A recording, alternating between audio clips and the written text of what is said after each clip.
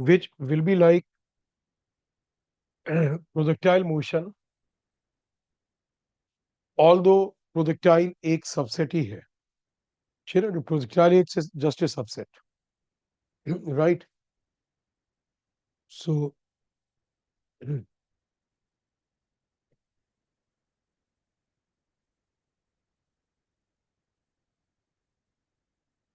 अब आप देखोगे, पहले मैं प्रोजेक्टाइल वाले पार्ट पे आ गया था, बट क्योंकि रिवर वाला पार्ट बड़ा छोटा सा है, आप जल्दी से देखोगे. इसमें होगा क्या कि जैसे रिवर की वेलोसिटी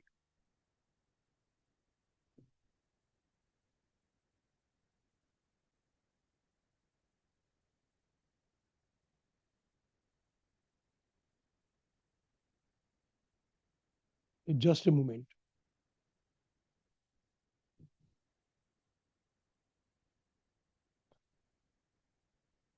यू सी, रिवर की वेलोसिटी u है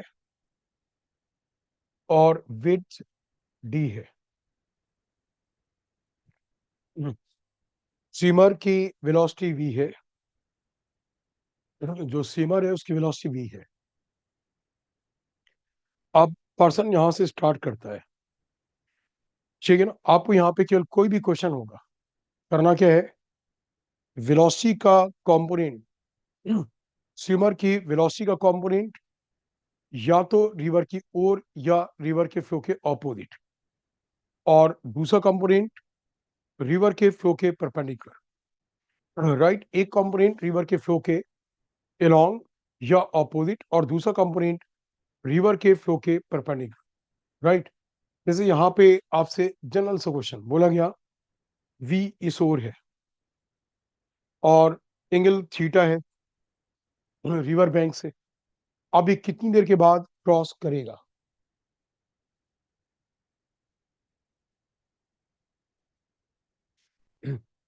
अब ये कितनी देर के बाद क्रॉस करेगा? आपने इस ओर किया v cos थीटा और इस ओर किया v sin थीटा. बस अब जैसे कि वेलोसिटी के कंपोनेंट्स ऐसे ही बिल्कुल होगा, डिस्प्लेसमेंट में भी रिवर के फ्लो के अलोंग और रिवर के फ्लो के परपेंडिकुलर. तो दैट मीन्स कि प्रोजेक्टाइल के मोशन से रिवर के क्वेश्चंस इजी हैं. क्यों? प्रोजेक्टाइल में एक्सेलरेशन भी था और यहाँ पे कोई एक्सेलरेशन नहीं है. रिवर के फ्लो के अलोंग भी एक्सेलरेशन नहीं और रिवर के फ्लो के परपेंडिकुलर भी कोई एक्सेलरेशन नहीं है. अब क्रॉस करने का टाइम t, जब भी वो क्रॉस करेगा, वो चाहे यहाँ पहुंचे, कहीं पे भी पहुंचे, रिवर के फ्लो के परपेंडिकुलर जो डिस्प्लेसमेंट होगा that will be what d. तो टाइम t लगेगा d over v sin theta. इस ओर का डिस्प्लेसमेंट और इस ओर की वेलोसिटी v sin थीटा. अब इतने टाइम में वो रिवर के लॉन्ग इसका कितना ड्रिफ्टिंग होगी, x will be equal to इस ओर की velocity v cos theta into this time t, that is d over v sin theta. ये मैंने सबसे बेसिक क्वेश्चन वो लिखा है. बट आप देखो, इसी क्वेश्चन से जितने भी और क्वेश्चन हैं वो सारे क्वेश्चंस इसी क्वेश्चन से जनरेट हो जाएंगे. हाउ? You'll see. ठीक है ना. आप तो इसी से सारे क्वेश्चन, जैसे आपसे पूछा गया किस डायरेक्शन में स्टार्ट करना चाहिए सो दैट कि टाइम मिनिमम लगेगा, अब मैंने यहाँ पे पर्सन की वेलोसिटी का एक कंपोनेंट रिवर के अक्रॉस था, और जो कंपोनेंट रिवर के वेलोसिटी के अक्रॉस है, यही कंपोनेंट रिवर को क्रॉस कराने के काम आ रहा है. तो अगर आप पूरी की पूरी वेलोसिटी ही अक्रॉस डायरेक्शन में कर दोगे तो टाइम की क्या रहेगा, d over v. And d over v will be what, it will be the minimum time. तो दैट मीन्स कि अगर उसे रिवर क्रॉस करना है मिनिमम टाइम में, तो वेलोसिटी रिवर के फ्लो के अक्रॉस आनी चाहिए, that be what, d over v, time minimum time. अब इस केस में ड्रिफ्टिंग कितनी होगी? क्योंकि पर्सन की वेलोसिटी का कोई कंपोनेंट रिवर के फ्लो के अलोंग नहीं है, तो रिवर के फ्लो के अलोंग ड्रिफ्टिंग कॉज करने के लिए केवल रिवर की फ्लो वेलोसिटी अवेलेबल है. तो ड्रिफ्टिंग x कितनी आएगी, u इंटू टी, और t आपने अभी भी निकाला d ओवर v. मतलब आप ये चीज ठीक से समझते हो तो इसी के थ्रू इसमें कोई भी क्वेश्चन बनता है आपका इसके थ्रू ये पूरा डिस्कशन हो सकता है। यूल सी, आप देखोगे। एक बार इसे फोकस हो जाने दो।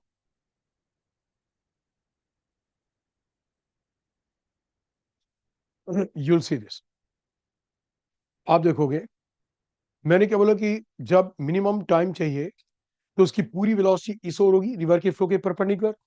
और इस केस में ड्रिफ्टिंग कितना होगा? ड्रिफ्टिंग होगा u इंटू जो टाइम t आएगा। सिमिलरली अगर इसे इस ओर ये जाता, यहां से थीटा एंगल पे, तो एक कंपोनेंट इस ओर आता v cos थीटा, क्रॉस करने का time t over v cos theta, drifting v u minus v sin theta. इसकी वेलोसिटी का अपोजिट डायरेक्शन का कंपोनेंट आएगा v sin थीटा। तो टाइम t जो आएगा दैट विल बी, ड्रिफ्टिंग जो आएगी that will be x is equal to u minus v sin theta into t. और t आप ऑलरेडी निकाल चुके हो। यानी ये सब कुछ बेस्ड है कंपोनेंट रिवर के फ्लो के लॉन्ग और रिवर के फ्लो के परपेंडिकुलर। अब अगर आपसे ये पूछा जाता कि in which direction should he start so that he crosses the river such that his drifting is minimum, इस तरीके से क्रॉस करना कि उसकी ड्रिफ्टिंग मिनिमम हो। तो उसका कॉन्सेप्ट ये है, यहां से थीटा एंगल, तो एक कंपोनेंट इस ओर आता v cos थीटा और एक कंपोनेंट इस ओर आता v sin theta. Drifting minimum का मतलब कि ड्रिफ्टिंग वी वांट जीरो, तो सामने पहुंच जाए। तो अगर u is equal to v sin theta, u की वैल्यू v sin थीटा के इक्वल है, तो ड्रिफ्टिंग क्या आ जाएगी? जीरो आ जाएगी। अगर u v sin थीटा के इक्वल होगा तो ड्रिफ्टिंग क्या आ जाएगी? इट विल बिकम जीरो, क्योंकि इस ओर की कोई वेलोसिटी नहीं बचेगी। बट जैसे ये क्वेश्चन की ड्रिफ्टिंग जीरो या टाइम मिनिमम, ये काफी पॉपुलर क्वेश्चंस हैं। हाँ, जेई मेन में ऐसा होता है कि जो काफी पॉपुलर टाइप के क्वेश्चंस हैं वो भी वो लोग पूछते हैं।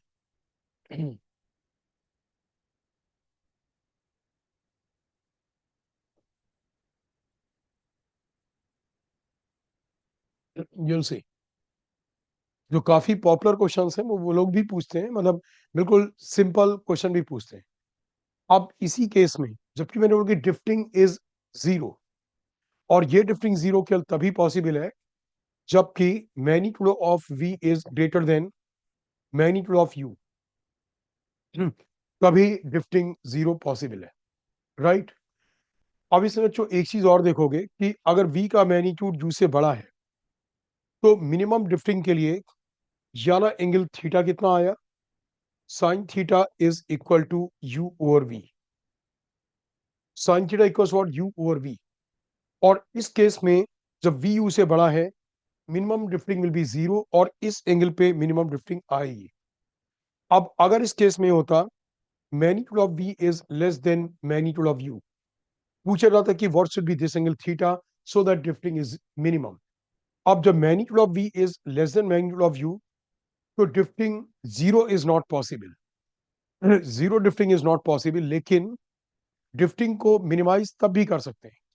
अब मिनिमम ड्रिफ्टिंग के लिए एंगल फिर से क्या आएगा? Sine theta equals to v over you.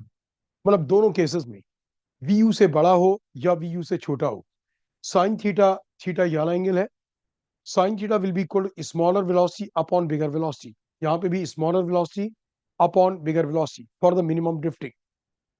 Is that clear?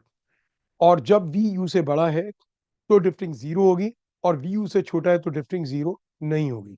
अच्छा, इन दोनों केसेस में दे मैं ask you one more question, that is what, इस केस में कितना टाइम लगेगा क्रॉस करने में?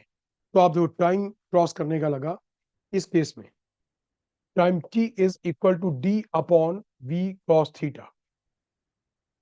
वेलोसिटी का इस ओर का कंपोनेंट क्या होगा? v cos theta. ये सॉल्यूशन दोनों केसेस के लिए एप्लीकेबल है, because you know the value of sine theta. आप cos थीटा की वैल्यू निकाल लोगे। दोनों केसेस में आपको साइन थीटा की वैल्यू पता, तो from that you can get the value of what?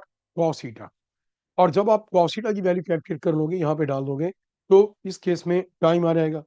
River वाले केसेस में यही होता है स्टूडेंट्स। नाउ सी, अब मैं आपको जो मैंने पीडीएफ आपको भेजी है, उस पीडीएफ का रेफरेंस देते हुए क्वेश्चंस आगे सॉल्व करा रहा हूँ। ठीक है ना? आप देखेंगे हाँ बस 2 मिनट में मैं एक बार आपको जो प्रोजेक्टाइल से रिलेटेड है बाकी चीजें या वो क्वेश्चंस में ही आ जाएंगे, you'll see this। तो आप क्वेश्चंस में ही देखोगे। हम्म।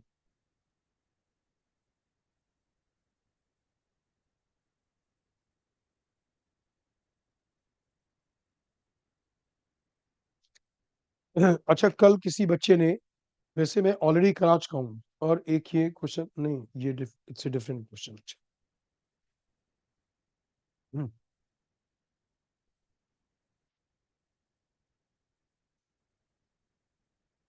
हाँ, आप देखेंगे अपने पीडीएफ में।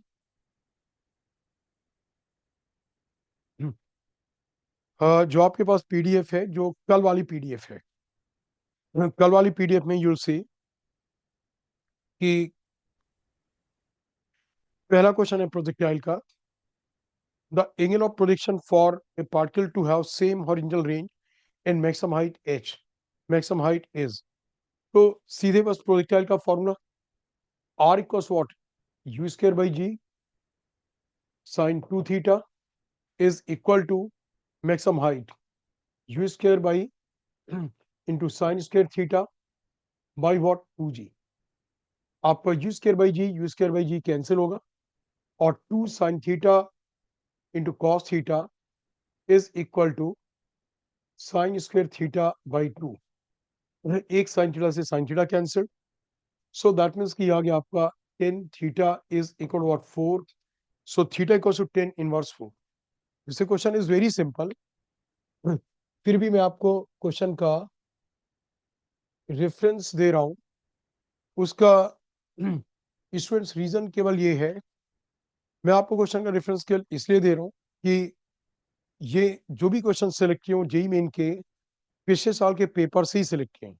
सो I want to give you confidence की जो प्रोजेक्टाइल के मोशन के क्वेश्चन है, केवल प्रोजेक्टाइल के फंडामेंटल फॉर्मूले याद है और आप उसे ठीक से रीड करोगे। उसका नेक्स्ट क्वेश्चन देखोगे कि there are two projectiles 45 degree and 60 degree with a vertical respectively. यहाँ पे एंगल जो दे रखा वो है कि वर्टिकल से 45 degree and 60 degree from top of a 400 metre high tower, their ranges and times of flight are same, the ratio of their speed va ratio vb is। हाँ, ये क्वेश्चन ओवरऑल पूरे projectile का नहीं है। आप देखोगे H height की tower से अब projectiles A and B are thrown at an angle 45 degree and 60 degree with the vertical respectively from the top of a 400-meter tower। एक को वर्टिकल से 45 डिग्री पे और एक को वर्टिकल से 60 डिग्री पे। एक की वेलोसिटी वी ए, एक की वेलोसिटी वी बी। अब ये इस तरीके से आएंगे, यहाँ पे विल ट्रेवल लाइक दिस। इन्होंने बोला है कि इधर ranges and time of flights are same, मतलब दोनों सेम जगह आते हैं, both are coming at the same point. आप ठीक से देखना, हमारा कॉन्सेप्ट वही फंडामेंटल कॉन्सेप्ट होगा। I had told you yesterday fundamental concept what, आपको केवल कुछ नहीं करना है, एक्स डायरेक्शन में वेलोसिटी के कंपोनेंट्स, वाई डायरेक्शन में वेलोसिटी का कंपोनेंट, और जी ऑलरेडी वाई डायरेक्शन में है तो जी विल बी डाउनवर्ड्स। जो जी होगा that will be what, downwards. Right. आप देखो टोटल टाइम ऑफ फ्लाइट इनका कहना है सेम है और रेंज भी सेम है। टोटल टाइम ऑफ फ्लाइट के लिए आपने पहले प्रोजेक्टाइल के लिए इक्वेशन लिखा, downward direction negative, upwards positive. तो फर्स्ट प्रोजेक्टाइल के लिखा -400 equals to v a sine of 45 degree into t minus half g t square. दूसरे के लिए -400 equals to v b into sine of, क्योंकि ये 60 डिग्री है तो इस ओर का कंपोनेंट या तो आप करोगे वी कॉस 60 या वी साइन 30 वर्टिकल का into t minus half g T square, right. अब आप देखोगे वी ए और वी बी का और टी का एक रिलेशन आ गया। जब आप इसमें से क्या हुआ, रेशो रियली अभी ही आ जाएगा। लुक एट दिस,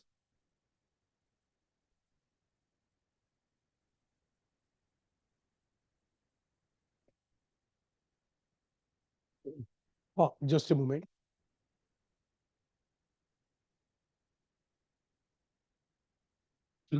अब यहाँ पे आपने देखा यहाँ साइड इक्वल है, इस साइड को भी आपने इक्वल कर दिया, तो minus half g T square minus half g T square will be cancelled, T से टी कैंसल्ड, वी ए और वी बी का एक रिलेशन आपका आ गया।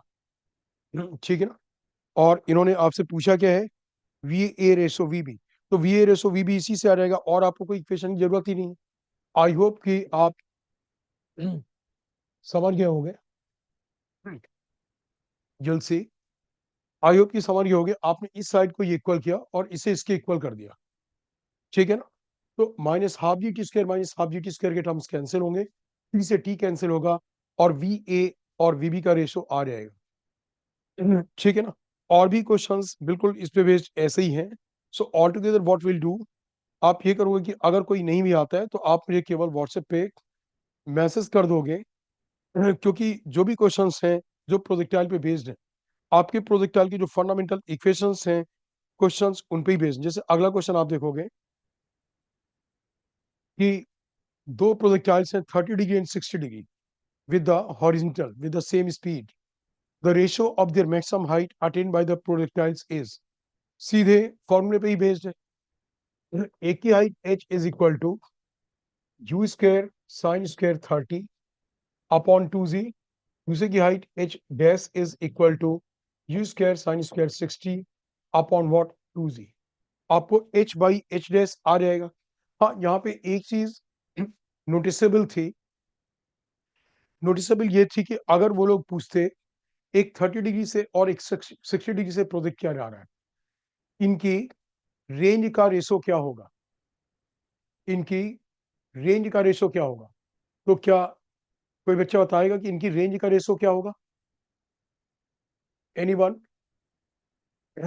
मैसेज में you can type yes this will be one, because see concept is what, theta and 90 minus theta, इन दोनों के लिए रेंज क्या होगी, सेम। अगर इनिशियल वेलोसिटी सेम है, यू सेम है, तो थीटा हो या 90 माइनस थीटा हो, उसके लिए रेंज क्या होगी, it will be same, right. Now से इसके बाद फिर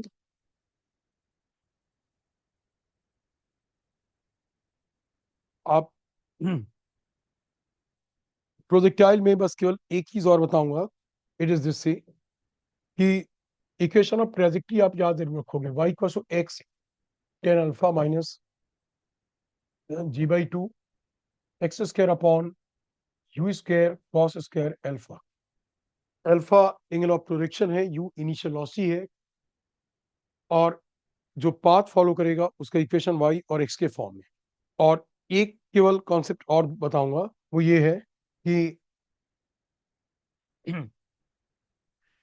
अगर एक प्रोजेक्टाइल इंक्लाइन के अलोंग मूव कर रहा है, इंक्लाइन का एंगल अल्फा और प्रोजेक्टाइल इससे बीटा एंगल पे आप थ्रो करते हो, this angle is beta, projectile का एंगल इंक्लाइन के साथ बीटा है और स्पीड यू है। अब इस पे बेस्ड कोई भी क्वेश्चन होगा, तो जैसे आपने नॉर्मल प्रोजेक्टाइल को सॉल्व किया था, ये भी सब कुछ बिल्कुल वैसे ही सॉल्व होगा। डिफरेंस केवल ये होगा, यहाँ पे वेलोसिटी का कंपोनेंट इसके अलोंग करना है, इंक्लाइन के अलोंग एक्स डायरेक्शन, इंक्लाइन के परपेंडिकुलर वाई डायरेक्शन, यू का इस ओर कंपोनेंट यू कॉस बीटा, इस ओर यू साइन बीटा, जी का कंपोनेंट इंक्लाइन के alpha 90 minus alpha, so this alpha, इस ओर जी कॉस अल्फा और इस ओर जी साइन अल्फा। मतलब आपको एक्स डायरेक्शन इंक्लाइन के अलोंग लेनी है और वाई डायरेक्शन इंक्लाइन के परपेंडिकुलर लेनी है, ठीक ना। एक्स इंक्लाइन के लॉन्ग और वाई इंक्लाइन के परपेंडिकुलर। तो कोई भी इंफॉर्मेशन जब रिक्वायर्ड होगी, जैसे यहाँ तक का time, total time of flight, तो वही वाई डायरेक्शन का डिस्प्लेसमेंट क्या करोगे, zero, S equal to UT plus half eighty square और वाई डायरेक्शन डिस्प्लेसमेंट जीरो, और वाई में जो जी की वैल्यू लगाओगे that is what minus G cos alpha. जब आपको रेंज निकालनी होगी तो अब एक्स डायरेक्शन की वेलोसिटी कांस्टेंट नहीं है, इसमें एक्सप्रेशन है माइनस जी साइन अल्फा, तो आप फिर से s equal to UT plus half eighty square use करोगे। अगर इंक्लाइन से मैक्सिमम डिस्टेंस निकालनी होगी, इंक्लाइन से मैक्सिमम डिस्टेंस, तो आप वाई डायरेक्शन के लिए इक्वेशन यूज करोगे V square equal to you square plus two G H plus two A S, और वाई डायरेक्शन की वेलोसिटी इस पॉइंट पे जीरो, वाई डायरेक्शन का retardation minus G cos alpha, और उससे एच की वैल्यू आ जाएगी इनिशियल वेलोसिटी वाई डायरेक्शन की U sine beta, initial velocity कितनी है U sine beta. So that means की difference is only what, difference केवल इस चीज का है कि यहाँ पे एक्स इंक्लाइन के अलॉन्ग, वाई इंक्लाइन के परपेंडिकुलर, सारी की सारी आप जो सब कॉन्सेप्ट है बिल्कुल वैसे ही रखना है जैसा कॉन्सेप्ट ग्राउंड के अलॉन्ग था। ग्राउंड के अलॉन्ग वाले में acceleration in the x direction is zero, यहाँ पे एक्स में भी क्या होगा एक्सेलरेशन होगा, राइट। अब 2D का एक बस लास्ट दो क्वेश्चंस और आप देखोगे कि 2D के इसी कॉन्सेप्ट को जनरलाइज किया गया, जनरलाइज ये किया गया जैसे मान की बोला गया एक स्टोन को ग्राउंड से यू और थीटा से थ्रो किया गया जी नीचे की ओर, so after what time its velocity will become perpendicular to the initial direction of projection, starting से कितनी देर के बाद इसकी वेलोसिटी इनिशियल डायरेक्शन के परपेंडिकुलर हो जाएगी, यानी इस डायरेक्शन के परपेंडिकुलर कितनी देर के बाद वेलोसिटी हो जाएगी। तो आप देखो अब एग्जामिनर ने क्योंकि रेफरेंस डायरेक्शन याली दे दी, आप इसे x मान लो और इसे y मान लो, तो आपको u को कंपोनेंट में रिजॉल्व करने की जरूरत नहीं है। अब आप कंपोनेंट में केवल g को रिजॉल्व करोगे, जिस थीटा 90 माइनस थीटा जी, सो इस ओर g cos थीटा और इस ओर g sin थीटा, राइट। आप समझ गए ना, इनिशियल डायरेक्शन कोई आपने x मान लिया तो आपको केवल g के कंपोनेंट्स करने पड़े। अब ध्यान से सुनो, the basic concept is what, किसी भी वेक्टर r का अपने से 90 डिग्री पे कोई कंपोनेंट नहीं होता है, किसी भी वेक्टर r का अपने से 90 डिग्री पे कोई कंपोनेंट नहीं होता है, यानी कि बोला गया कितनी देर के बाद वेलोसिटी इस डायरेक्शन के परपेंडिकुलर हो जाएगी, तो जब वेलोसिटी इनिशियल डायरेक्शन के परपेंडिकुलर होगी तो उस मोमेंट पे इसकी वेलोसिटी का कंपोनेंट इनिशियल डायरेक्शन में क्या होगा जीरो, राइट। उस मोमेंट पे इसकी वेलोसिटी का कंपोनेंट इनिशियल डायरेक्शन में क्या होगा जीरो, तो आपने एक्स डायरेक्शन के लिए इक्वेशन लिखा v equal you plus A T, और v जीरो डाला, u की वैल्यू u है माइनस जी साइन थीटा, क्योंकि इस और कंपोनेंट g का g साइन थीटा माइनस जी साइन थीटा इंटू टी, और इस इक्वेशन से आप टाइम t की वैल्यू निकाल लो। इज दैट क्लियर, मीन्स की इट्स नॉट नेसेसरी कि आप ग्राउंड के पैरेलल x और ग्राउंड के ऊपर y लोगे। अब यहाँ पे क्वेश्चन में उन्होंने क्या बोला कितनी देर के बाद वेलोसिटी इनिशियल के परपेंडिकुलर हो जाएगी, आपने इनिशियल को ही x मान लिया और उसके परपेंडिकुलर y, और द वेलोसिटी इसके परपेंडिकुलर हो जाएगी इस ओर, तो दैट मीन्स कि उस वेलोसिटी का इस ओर का कंपोनेंट क्या होगा जीरो, और उससे टाइम t की वैल्यू आ जाएगी, राइट। और एक ही एग्जांपल देखो, जैसे आपसे बोला गया कि एक पार्टिकल 0 0 से स्टार्ट करता है with velocity u equals to 3i cap plus 4j cap, expression a is minus of 2j cap, इसका expression minus of 2j cap है। सो आफ्टर व्हाट टाइम, नहीं, when it crosses the x axis what will be its, when it crosses the x axis what will be its x coordinate, जब ये x axis को cross करेगा तो इसका x coordinate क्या होगा, right. तो अब जब ये x एक्सेस को क्रॉस करेगा तो इसका x कोऑर्डिनेट क्या होगा, हमें पूरा फिगर बनाने की कोई जरूरत नहीं है। जब ये x एक्सेस को क्रॉस करेगा मे बी यहां है, आपने इक्वेशन लिया सीधे y डायरेक्शन के लिए s equal to UT plus half a t square, तो इस पॉइंट तक, इस पॉइंट से और इस पॉइंट तक y डायरेक्शन का डिस्प्लेसमेंट कितना हुआ zero, so 0 equals to y की इनिशियल वेलोसिटी 4t, y का acceleration minus half into 2 into t square. इससे आपकी t की वैल्यू आ गई, t is equal to 4 seconds.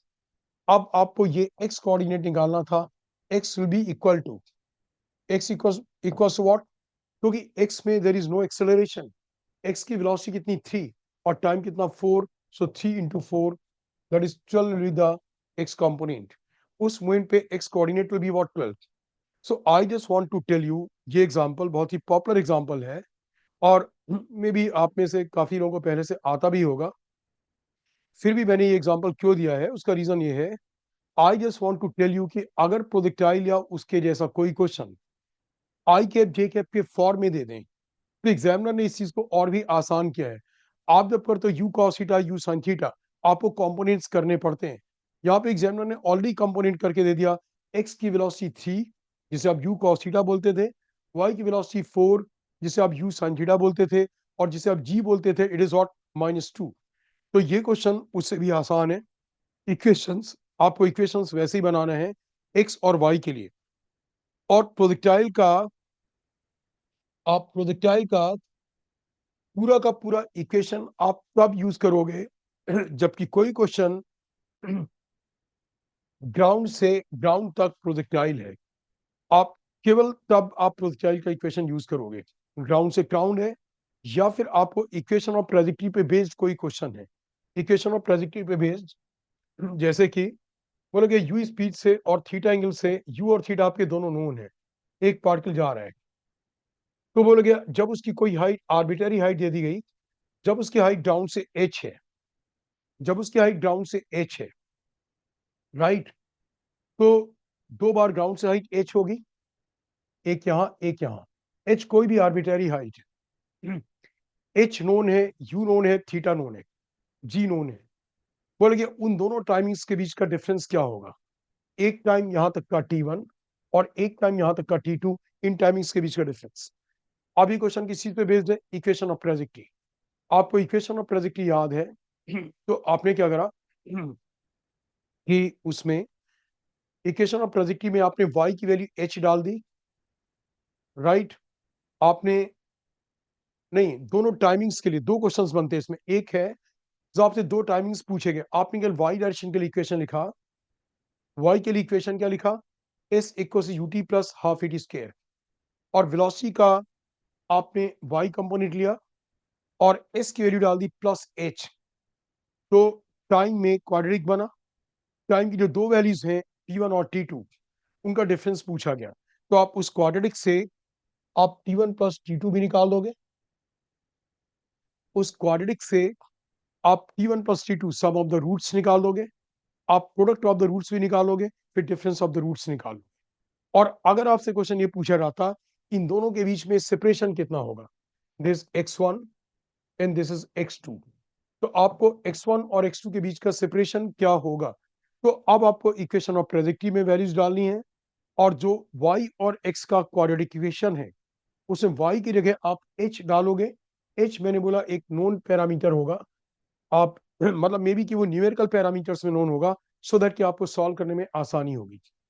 आप h की जो वैल्यू रखी वो डालोगे इक्वेशन ऑफ ट्रेजेक्टरी में, और उससे h की वैल्यू डाल दी, x में एक क्वाड्रेटिक इक्वेशन हुआ, तो sum of the roots, product of the roots, और उससे फिर आप डिफरेंस ऑफ द रूट्स निकाल लोगे, that will be the x2 minus x1। All right, अब इसमें 2D में केवल एक पार्ट जो है इट इज दिस की, जब आपसे 2D में रिलेटिव वेलोसिटी पूछते हैं, 2D की रिलेटिव वेलोसिटी में there are two important thing, जैसे बोला गया रेन की वेलोसिटी वी आर इस ओर है वर्टिकली डाउनवर्ड्स, मैन की वेलोसिटी वी एम है इस ओर, और पूछा गया कि मैन को रेन की वेलोसिटी कितनी दिखाई देगी, मैन को अम्ब्रेला किस ओर करना होगा सो दैट कि वो रेन से अपने आप को सेव कर पाएगा। तो दिस व्हाट मैन को रेन की वेलोसिटी क्या दिखाई देगी, वो रेन की वेलोसिटी मैन के रिलेटिव है, वो रेन की वेलोसिटी मैन के रिलेटिव है। आपको निकालना क्या, वी आर एम। इसे ध्यान से देखना, it's a very basic question, but इसी क्वेश्चन के थ्रू मैं आपको सब कुछ बता दूंगा इसमें। मतलब व्हाट आपको अगर रेन की वेलोसिटी मैन के रिलेटिव निकालनी है वीआरएम, तो आप रेन की वेलोसिटी में से मैन की वेलोसिटी सब्ट्रैक्ट कर दोगे। रेन की वेलोसिटी में मैन की वेलोसिटी आप क्या करोगे, सब्ट्रैक्ट कर दोगे। Is that clear? अब जितने भी क्वेश्चंस होंगे ऐसे, उनमें से इन तीन पैरामीटर्स में से कोई दो पैरामीटर्स नोन होंगे। जैसे उन्होंने रेन और मैन की वेलोसिटी दे रखी है, तो आप वीआरएम निकाल लोगे। अगर मैन की वेलोसिटी दी है और रिलेटिव वेलोसिटी दे रखी है, तो आप वी आर, रेन की एक्चुअल वेलोसिटी है, वो वी आर क्या रहेगा, v r m plus v m. और आपको दो वेक्टर्स का सम करना और डिफरेंस करना आता है। देखो, दो वेक्टर्स का सम और दो वेक्टर्स का डिफरेंस बहुत ही बेसिक सी चीज है, बट बड़ी इंपॉर्टेंट चीज है। डिफरेंस केवल इतना होगा, जैसे आपको निकालना है ए और वेक्टर बी का सम, तो आपको वेक्टर ए और बी के बीच का एंगल कितना, थीटा। ए और बी के बीच का एंगल कितना, थीटा। तो वेक्टर ए और बी वेक्टर का सम मींस वेक्टर ए और बी का resultant square root of A square plus B square plus twice of A B cos theta. और अगर आपको ए और बी का डिफरेंस निकालना, तो A minus B, vector A minus vector B, तो माइनस बी वेक्टर इस ओर होगा। A minus B means A plus of minus B, यानी वेक्टर ए और वेक्टर माइनस बी का रिजल्टेंट। तो अब इनके बीच का एंगल 180 माइनस थीटा, तो square root of A square plus B square, magnitude minus B का भी और प्लस बी का भी, square root of A square plus B square plus twice of A B cos of 180 minus theta. Means की vectors का sum और difference दोनों vectors का रिजल्टेंट है। ए प्लस बी, ए और बी का रिजल्टेंट, ए माइनस बी, ए और माइनस बी का रिजल्ट। और आप जिसके बीच का रिजल्टेंट लोगे, उनके बीच का एंगल लोगे। यही चीज फिगर्स में, फिगर में ऐसे ए और ये B, you want to find vector A plus B. अब आपको यहां देखो, आपने law of parallelogram, law of triangle, ये दुनिया की चीजें की होंगी, कोई जरूरत नहीं। अब बस केवल इस चीज को, कॉन्सेप्ट को याद रखोगे for the sake of competitions. What concept? Concept केवल ये हुआ कि वी ए, ये आपका हुआ A, I am sorry this A, first vector का आपको निकालना क्या, A plus B. First vector की टेल से सेकंड के हेड को ज्वाइन कराओगे, फर्स्ट वेक्टर की टेल से सेकंड के हेड को, और फिर फर्स्ट वेक्टर की टेल से सेकंड के हेड को, फर्स्ट वेक्टर के हेड से सेकंड की टेल, और फिर फर्स्ट वेक्टर की टेल से सेकंड का हेड। ये वेक्टर ए प्लस बी आ जाएगा, मैग्नीट्यूड में भी और डायरेक्शन में भी। तो अगर आपका 90 डिग्री एंगल वाले वेक्टर्स हैं, तो आप पाइथागोरस थ्योरम से निकाल दोगे। नहीं तो फिर अगर 90 डिग्री वाले नहीं, तो square root of A square plus B square plus twice of A B cos theta से। और अगर आपको ए माइनस बी निकालना होता है यहाँ पे, तो ए माइनस बी क्या होगा, आप बी वेक्टर को रिवर्स कर लो, माइनस बी, और ए के साथ माइनस बी को ऐड कर दोगे, दिस माइनस बी, ए के साथ आपने ऐड कर दिया। अब सेकंड वेक्टर माइनस बी के हेड को इससे ज्वाइन कराया, ये ए माइनस बी आ गया। दो वेक्टर्स का सम और दो वेक्टर्स के डिफरेंस को एग्जैक्टली निकालना, इट्स वेरी इंपॉर्टेंट।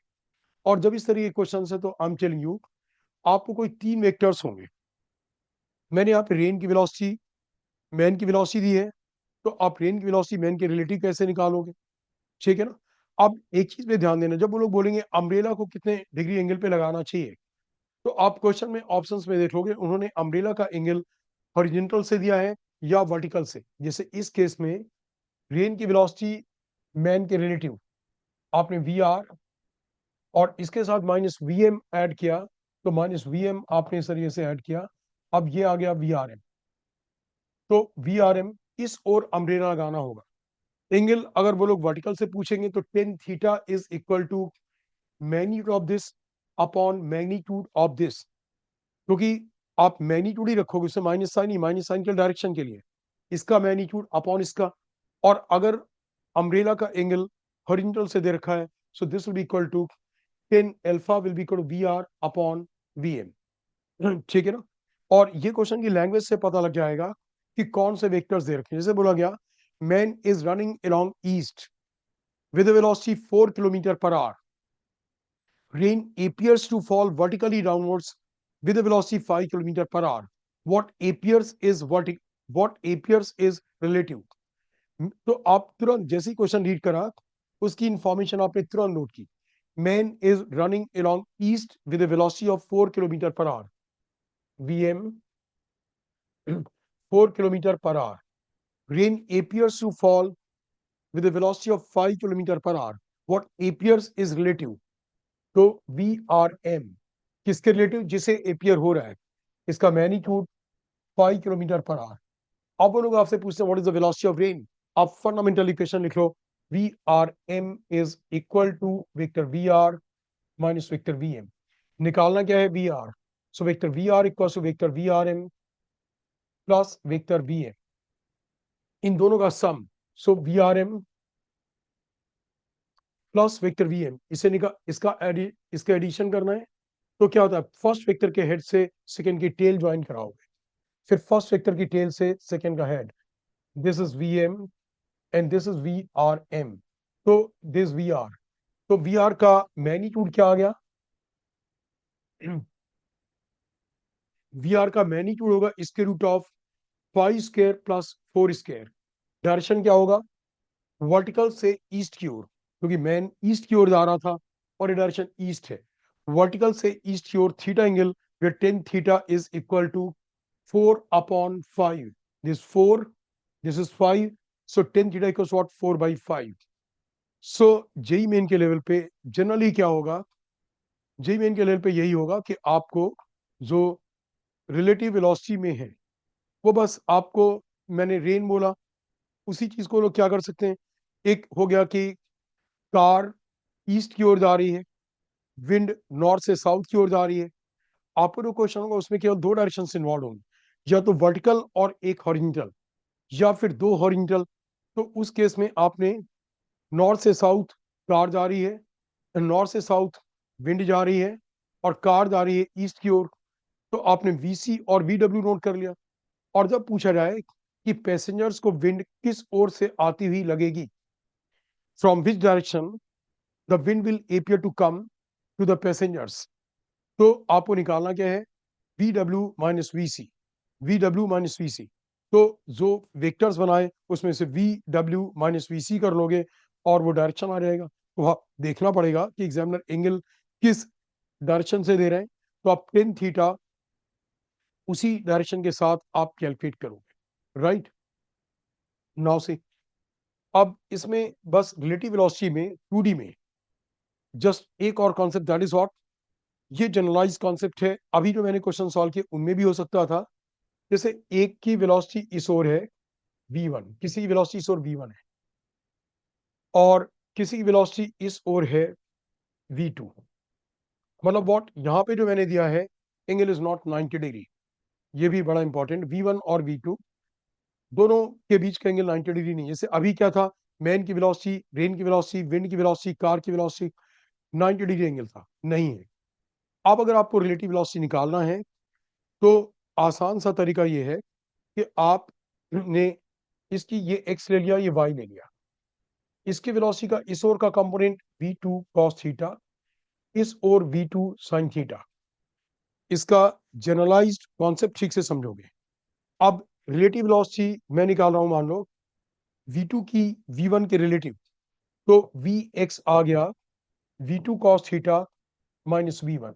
मतलब ये वेलोसिटी v2 की v1 के रिलेटिव x डायरेक्शन की, और v2 की y डायरेक्शन की वेलोसिटी v1 के रिलेटिव आ गई v2 sin थीटा माइनस 0, क्योंकि v1 वाले की y में कोई वेलोसिटी नहीं है। अब जो आपका vx और vy आ जाएगा, आप कर लोगे इसके root of vx square plus vy square, that will be the net relative velocity of two with respect to one. मतलब जब एंगल्स आर्बिट्ररी है। सो बेटर इज व्हाट, कई क्वेश्चंस इसलिए पूछे जाते हैं। जैसे मान लो कि यहाँ पे ये बोला जाए कि V1 वाले को V2 अपने परपेंडिकुलर जाता हुआ दिखाई दे रहा है, और एंगल थीटा अननोन है। बोलिए थीटा की वैल्यू क्या होनी चाहिए? V1 वाले को V2 अपने परपेंडिकुलर जाता हुआ दिखाई दे रहा है, तो थीटा की वैल्यू क्या है? अब आप देखो, इसका मतलब ये हुआ कि V1 वाले के रिलेटिव V2 की वेलोसिटी, जो कि मैंने अभी यहां निकाली है, V2 की वेलोसिटी V1 के रिलेटिव x डायरेक्शन की क्या होगी? 0 होगी, क्योंकि x में कोई रिलेटिव वेलोसिटी नहीं है। तो रिलेटिव वेलोसिटी केवल वाई में हुई, उसे परपेंडिकुलर जाता हुआ दिखाई देगा. So that means what, v2 cos theta is equal to what, v1. तो cos थीटा की वैल्यू यहां से आ जाएगी v1 बाई v2, राइट. इसलिए ये तरीका बहुत इंपॉर्टेंट है. एंगल्स आर्बिटरी हो तो आप x की रिलेटिव वेलोसिटी अलग और y की रिलेटिव वेलोसिटी अलग से निकालोगे, राइट. नाउ से अब वेक्टर्स में एक देखोगे, जैसे आपको बोला गया vector a equals to 2i cap plus 3j cap plus 4k cap, vector b equals to i cap plus j cap, vector b equals what, i cap plus j cap. और पूछा गया आपसे find component of vector a along vector b. आपको a का component vector b की ओर निकालना है. Question could be in the two forms. Answers could be in the vector form and answers could B only in terms of magnitude, कि a का b की ओर जो कंपोनेंट होगा उसका मैग्नीट्यूड कितना होगा. आप ठीक से देखोगे. आप देखो a dot b, you see a dot b equals to magnitude of a into magnitude of b into cos theta. Now we make a rough figure. A, b, this is theta. तो a का component b की ओर कितना आएगा, a cos theta. This thing you understand. a का component b की ओर कितना आया, a cos theta. यानी आपको a cos theta की वैल्यू निकालनी है. तो a cos theta की वैल्यू आ जाएगी a cos theta is equal to a dot b upon what, magnitude of b, right. a dot b upon magnitude of b. So you'll do like this. किसका component किसकी ओर निकालना, a dot B upon B. So a dot B की value आ गई, a dot B हो गया 2 × 1 2 plus 3 × 1 3 plus 0, क्योंकि इसमें z कंपोनेंट नहीं है, upon magnitude of b becomes what, √2. ये a का कंपोनेंट b की ओर आ गया स्केलर फॉर्म में. ये किसमें हुआ, this in the form of scalar form, magnitude of component of a along b, right. ये स्केलर फॉर्म में आ गया. अब अगर वेक्टर फॉर्म में दे रखा है तो ये वेक्टर a cos थीटा किस डायरेक्शन में है, b की ओर है. तो आप b के यूनिट वेक्टर से इसके मैग्नीट्यूड को मल्टीप्लाई कर दोगे. b का b डायरेक्शन में यूनिट वेक्टर क्या होगा, i cap plus j cap divided by what, √2. तो b कैप जो आएगा, b कैप को इस मैग्नीट्यूड से मल्टीप्लाई कर दो, that will be the vector component of a along vector b. Now see, अब आप लॉ ऑफ मोशन में आ जाओ. लॉ ऑफ मोशन में आपको एक तो सारे फोर्सेस ठीक से मार्क आना करना आना चाहिए. mg किस ओर, वर्टिकली डाउनवर्ड्स. ग्राउंड से रिएक्शन n, ऑब्वियसली इस ओर. अगर दो ब्लॉक्स आपस में कांटेक्ट में हैं, इसका इसके बीच का रिएक्शन n इसके ऊपर इस ओर, और इसके ऊपर रिएक्शन n इसकी एबीडी में इस ओर. टेंशन T एक स्ट्रिंग में एक पॉइंट के दोनों ओर. बट अगर आपको एक ब्लॉक के लिए लिखना है m1 और m2, तो m1 के ऊपर T इस ओर आएगा जिस ओर स्ट्रिंग है, और m2 के ऊपर T इस ओर आएगा जिस ओर स्ट्रिंग है. एक पुली में, और आपको पुली का एबीडी बनाना है, तो T सोर T सोर, दिस एबीडी ऑफ द पुली. दोनों स्ट्रिंग्स पुली से नीचे की ओर हैं, तो T और T पुली में क्या होगा, नीचे की ओर.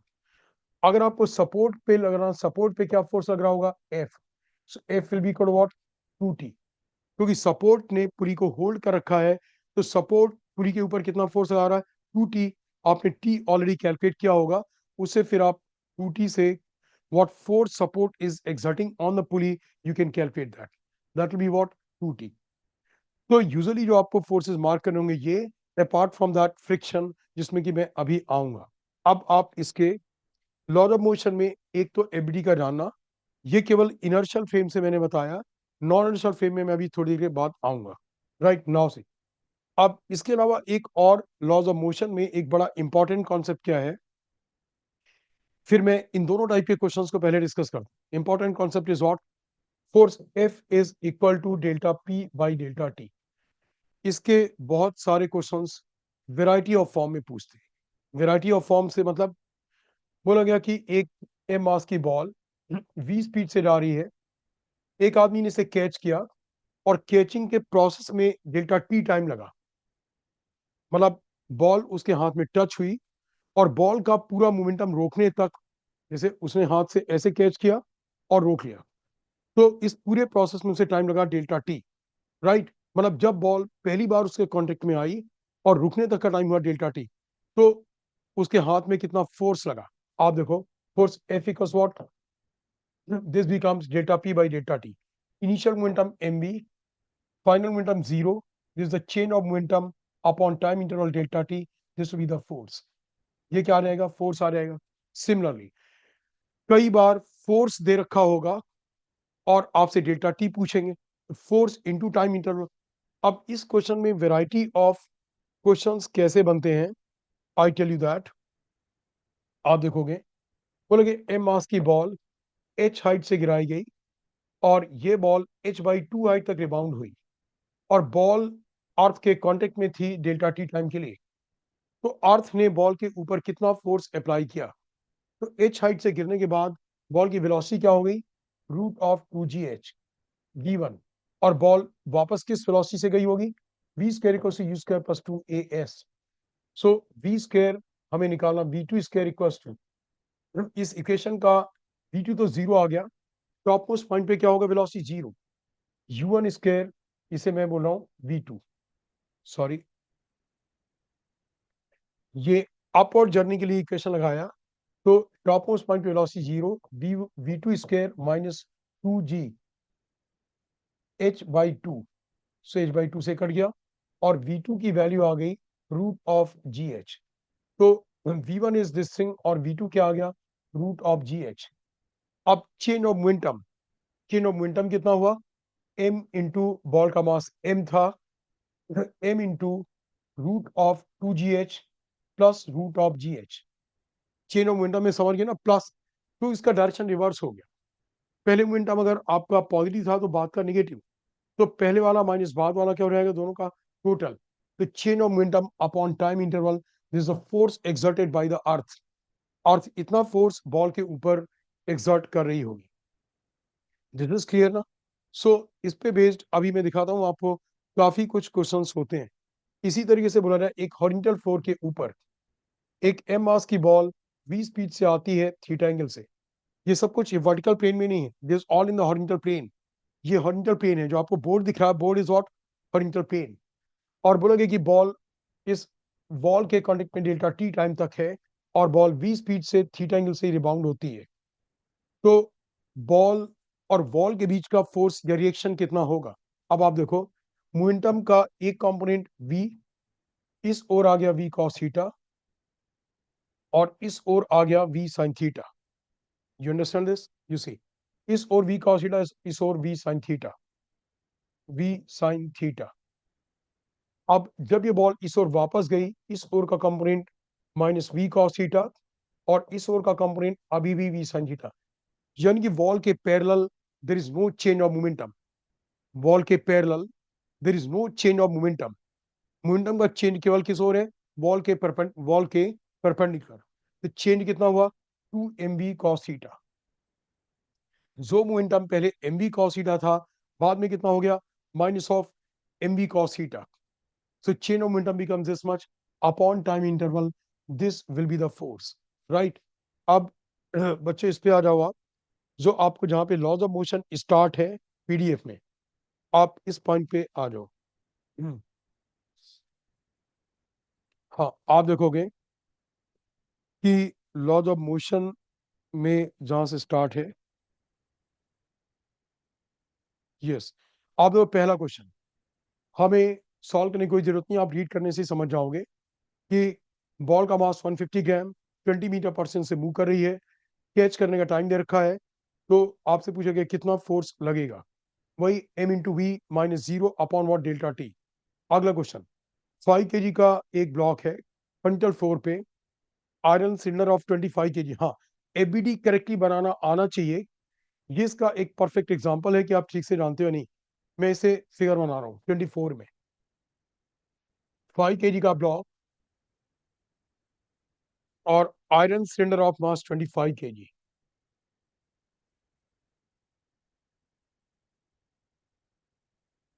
Right. the floor yields in the block and cylinder go down with an acceleration 0.1 metre पर सेकंड स्क्वायर। ये पूरा सिस्टम फ्लोर इस तरीके की है कि जो फ्लोर है कंप्रेस हो रही है और ये सब कुछ पूरा सिस्टम 0.1 मीटर पर सेकंड स्क्वायर से ऊपर जा रहा है, नीचे जा रहा है। तो पूछा गया है कि the action force of system on the floor is, मतलब रिएक्शन पूछा गया, रिएक्शन हो गया एन। अब क्योंकि ये सिस्टम नीचे की ओर जा रहा है, इसका मतलब कि नीचे का फोर्स ज्यादा होगा और एन छोटा होगा। नेट फोर्स नीचे का 30G minus N, 30G minus N will be equal what 30 into A की वैल्यू दे रखी है और जी की वैल्यू क्वेश्चन में नोन होगी, इससे आप एन कैलकुलेट कर लोगे। Is that clear? सो यहाँ पे एबीडी वाज इंपॉर्टेंट कि आपको ब्लॉक उसके ऊपर दे रखा है पर उससे कोई मतलब ही नहीं, क्योंकि आपसे ब्लॉक और सिलेंडर के बीच का रिएक्शन नहीं पूछा गया। अगर ब्लॉक और सिलेंडर के बीच का रिएक्शन पूछा गया होता है, जैसे लिफ्ट के क्वेश्चंस होते हैं, एक लिफ्ट में एक ब्लॉक उसके ऊपर दूसरा ब्लॉक, अब आपको पहले और दूसरे ब्लॉक के बीच का रिएक्शन पूछा गया, लिफ्ट या तो ऊपर जा रही होगी या नीचे जा रही होगी। तो अगर आपको पहले ब्लॉक और दूसरे ब्लॉक के बीच का रिएक्शन पूछा गया, आपने सबसे ऊपर वाले ब्लॉक का एबीडी बनाया, उसका एमजी नीचे और दोनों के बीच का रिएक्शन एन ऊपर। अगर वो सिस्टम नीचे जा रहा तो M G minus N one is equal to mass m1 into A. और अगर आपको नीचे वाले ब्लॉक और फ्लोर के बीच का रिएक्शन पूछा गया तो आप कंबाइंड एबीडी भी बना सकते हो, m1 plus m2 into G minus n2 is equal to m1 plus m2 into what A. समझ गए ना? तो यहाँ पे जो एबीडी को क्लियरली बनाना कि कब आपको कंबाइन बनाना है, कब आपको एक का एबीडी बनाना, दैट मैटर्स, वो बहुत ज्यादा मैटर करता है। सिमिलरली देखो, फिर आपका अगला क्वेश्चन 10 ग्राम की बुलेट है और ये अच्छा, उसके पहले वाला क्वेश्चन था ना कि 100 ग्राम का कोई बॉडी है 10 मीटर हाइट से ग्राउंड पे आई और रिबाउंड हो गई, तो वही impulse, impulse is what chain of momentum. Force के लिए आपको chain of momentum upon time interval करना था और इम्पल्स के लिए व्हाट चेन ऑफ मोमेंटम। तो चेन ऑफ मोमेंटम में साइन हमेशा ध्यान रखना है, चेन ऑफ मोमेंटम में यू रिमेंबर व्हाट साइन आपको हमेशा ध्यान रखना है। तो यहाँ पे दोनों का प्लस आ जाएगा, मतलब इस नीचे वाला मोमेंटम प्लस ऊपर वाला momentum, that will be change of momentum. Then see, आप देखो क्वेश्चंस में कई बार पैरामीटर्स को ठीक से रीड करना इज वेरी एसेंशियल, अदरवाइज आप कंफ्यूज हो गए, अच्छे बच्चे भी इसमें कंफ्यूज हो जाते हैं। 10 ग्राम की बुलेट है और 600 मीटर पर सेकंड से जा रही है, बैरल की लेंथ गन की 50 सेंटीमीटर लॉन्ग और mass of the gun is 3 kg। Then what, then the value of impulse applied to the gun. जितना इम्पल्स बुलेट का आगे की ओर होगा उतना ही इम्पल्स पीछे की ओर गन को मिलेगा, because they are a part of one system. तो जितना इम्पल्स यानी मोमेंटम बुलेट का आगे है उतना ही इम्पल्स गन को पीछे मिलेगा। आपको बैरल की लेंथ से कोई मतलब नहीं, गन के मास से कोई मतलब नहीं। बुलेट का मास कितना है? बुलेट का मास है 10 ग्राम्स, 10 × 10⁻³ और वेलोसिटी कितनी है? 600। सीधे बस ये आंसर आ गया। ये बुलेट का मोमेंटम है, जितना मोमेंटम बुलेट का आगे है उतना ही गन को पीछे मिलेगा और वही इंपल्स है। तो एग्जामिनर कई बार पैरामीटर ज्यादा दे देंगे, पैरामीटर ज्यादा भी होंगे और आपसे क्या होगा, वो आप उसमें कंफ्यूज हो सकते हैं। तो don't get confuse, stick to the basic. इसमें जितने भी क्वेश्चंस होते हैं ऐसे ही होते हैं कि एक सिस्टम में मोमेंटम रिमेंस कंजर्व, अगर वो इंटरनल प्रोसेस है तो जितना मोमेंटम आगे उतना मोमेंटम पीछे। और अगर सिस्टम के पास कोई आगे की ओर ऑलरेडी मोमेंटम, जैसे बोला गया एम मास का ब्लॉक वी नॉट वेलोसिटी से पॉजिटिव एक्स की ओर जा रहा है, जाते जाते वो m/2 मास के दो पार्ट्स में स्प्लिट हो गया, आगे जाने वाले पार्ट की वेलोसिटी v1 है तो पीछे वाले की वेलोसिटी क्या होगी? आगे जाने वाले पार्ट की वेलोसिटी v1 तो पीछे वाले की वेलोसिटी क्या होगी? Look at this, m v0, m/2 वाला v1 से जा रहा है, ये सब पैरामीटर्स नोन है। तो पीछे वाला जो m/2 से जाएगा उसकी वेलोसिटी क्या होगी? v2 इज व्हाट, आप ध्यान से देखोगे, law of conservation of momentum. जब ये ब्लॉक अपने आप से स्प्लिट हुआ, इट्स इंटरनल फोर्स, आगे की ओर मोमेंटम इनिशियल mv0, तो इतना ही बाद में होना चाहिए m/2 इंटू v1, ये वाला मोमेंटम पॉजिटिव और ये मोमेंटम क्या होगा? निगेटिव। तो आप इसका टोटल करोगे इसके साथ, minus of m/2 into v2। इसमें अननोन क्या है? v2 is unknown. ये मोमेंटम फॉरवर्ड डायरेक्शन का था पॉजिटिव, ये मोमेंटम बैकवर्ड डायरेक्शन का नेगेटिव, दोनों का टोटल बाद में भी वही आना चाहिए जो initial momentum. Is that in चीजों का आप ध्यान रखोगे। नाउ सी, अब आप देखोगे इसके बाद क्वेश्चन नंबर 27 भी बिल्कुल उसी पे बेस्ड है। हाँ, यहाँ पे देखो क्वेश्चन नंबर 28 में मास दे रखा है और वेलोसिटी v दे रखा है। आप v से v dv बाई dx करके एक्सेलरेशन a निकालोगे, है ना। आप v dv बाई dx करके क्या करोगे, एक्सेलरेशन a निकालोगे और उसे मास से मल्टीप्लाई कर दोगे तो फोर्स आ जाएगा ना। v a function of x है तो एक्सेलरेशन a निकालोगे v dv बाई dx से। सो v dv बाई dx उसे a आ गया और मास से मल्टीप्लाई कर दिया। इसका नेक्स्ट क्वेश्चन में देखो 500 ग्राम्स का ब्लॉक है और वेलोसिटी दे रखी है आपको आई कैप और जे कैप में। The force acting on the particle at T equals to 1 second is, force दे रखा है आपको, जो वेलोसिटी दे रखी है उसका डीवी बाई डी टी कर दो। क्या करा, डीवी बाई डी टी, तो डी बाई डी से एक्सेलरेशन का एक्स कंपोनेंट आ गया, डी बाई डी टी से एक्सेलरेशन का वाई कंपोनेंट भी आ जाएगा ना। डीवी बाई डी टी से एक्सेलरेशन का एक्स कंपोनेंट और डी बाई डी टी से वेलोसिटी का वाई कम एक्सेलरेशन का वाई कंपोनेंट, राइट। एक्स और वाई कंपोनेंट को एक्सप्रेशन के आप अलग अलग रखोगे क्योंकि फोर्स आपको दे रखा आई कैप जे कैप के फॉर्म में, राइट। तो जो एक्सलेशन आया आई कैप का वो आ गया आपका 2 और वाई डायरेक्शन का आ गया 60। अब इसकी वैल्यू आप निकाल लो किस 1 सेकेंड पे, टी के लिए 1 डाल दो तो एक्सलेशन आई कैप जे कैप के फॉर्म में आ गया। अब उसे मास से मल्टीप्लाई कर दोगे तो फोर्स आई कैप जे कैप के फॉर्म में आ जाएगा। आप उसका वाई कोऑर्डिनेट जे कैप वाला पार्ट कंपेयर कर दोगे, उससे एक्स की वैल्यू आ जाएगी, है ना। बेसिकली क्वेश्चंस क्योंकि जेई के हैं एंड यू फाइंड कि वो क्वेश्चंस काफी इजी टाइप के हैं। क्वेश्चन नंबर 14 में आपको ऑलरेडी बता चुका था, है ना। नहीं, अच्छा, इसके बाद नेक्स्ट पेज देखोगे, you'll see। ये क्वेश्चन था 29। अब आप देखोगे क्वेश्चन नंबर 30। यहाँ पे ये क्वेश्चन जो है 30th क्वेश्चन काइनेमेटिक्स पे बेस ज्यादा है। बोला गया कि व्यू स्पीड से ऊपर की ओर थ्रो किया गया, the ball experiences a resistive force M K V square where V is the speed the maximum height attained by the ball. मैं इक्वेशन लिखता हूँ, आप देखो इसका, इस क्वेश्चन के लिए इक्वेशन हो गया नीचे की ओर का force M G plus M K V square, क्योंकि एम जी तो लगता ही रेजिस्टिव फोर्स वेलोसिटी के ऑपोजिट लगता है, और ये फोर्स क्या करेगा, M V D V by D X, this equals what, M V D by D X. बस आपको जो कल बताया था, एक और एक वेरिएबल दूसरी और दूसरा वेरिएबल, सो ये आपका आ गया D X M M M सारे कैंसिल हो गए और D X is equal to V D V divided by G plus K V square. इसमें माइनस साइन यहाँ आएगा क्योंकि ये रिटार्डेशन है, तो माइनस साइन 0 टू एच और initial velocity U to what 0। इसमें एच की वैल्यू निकालोगे, ये इंटीग्रेशन आप बाई सब्सटीट्यूशन कर दोगे। जी प्लस के वी स्क्वायर को आपने ले लिया जेड, तो उसका जब डेरिवेटिव निकालोगे तो वी डी वी के फॉर्म में आएगा। अकॉर्डिंगली आप जेड की लिमिट्स लेकर के, वेलोसिटी की लिमिट्स है, फिर आप उसे जेड की लिमिट्स के फॉर्म में करके you can get the what answer. समझ गए ना।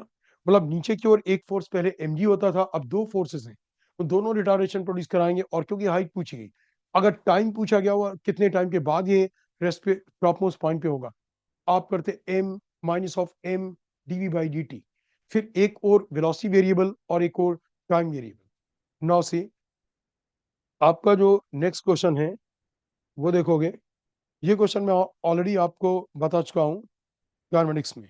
अब आप क्वेश्चन नंबर 32 देखो। 32 में ऐसे क्वेश्चंस बहुत होते हैं जिनमें कि it's a very important point की, जैसे यहाँ पे देखो पूछा गया है कि 1 kg का ब्लॉक है और 45 डिग्री एंगल स्ट्रिंग का एंगल है। The magnitude of F, F बोला गया ये एफ है, एफ ऑब्वियसली शोर होगा। तो अगर ये पॉइंट मासलेस है, this point is not massless, और मासलेस पॉइंट के इक्विलिब्रियम के लिए इट्स नेसेसरी इस ओर का फोर्स इसके इक्वल और इस ओर का फोर्स इसके इक्वल।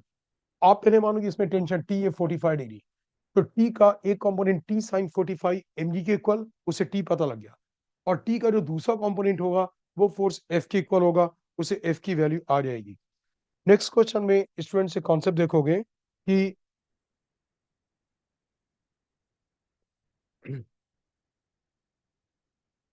2 kg,